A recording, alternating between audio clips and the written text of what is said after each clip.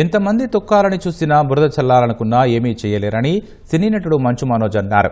అన్నమయ్య జిల్లా రాయచోటిలో నిర్వహించిన Jagannadh movie teaser launch ఈవెంట్కు ముఖ్య అతిథిగా హాజరైన మనోజ్ ఆసక్తికర వ్యాఖ్యలు చేశారు. తనను తొక్కాలన్నా లేపాలన్నా అభిమానుల వల్లే అవుతుందని తప్ప ఈ ప్రపంచంలో ఎవడి వల్ల కాదని వ్యాఖ్యానించారు. నాకు జీవితంలో ఎన్ని కష్టాలు వచ్చినా, ఎంతమంది తొక్కాలని చూసినా, బురద చల్లాలని చూసినా, ఆ 4 గోడల మధ్యలో నన్ను రానికపోయినా, నన్ను ఏం చేసినా మీ గుండెల్లో నుంచి మాత్రమే తీలేరని నేను గట్టిగా నమ్ముతాను. అది మీరే నా దేవుళ్ళు, మీరే నా కుటుంబం, మీరే నాకు అన్ని. చెట్టు పేరు జాతి పేరు చెప్పుకొని మార్కెట్లో అమ్ముడుపోవడానికి నేను కాయం పొందా కాదు. మీ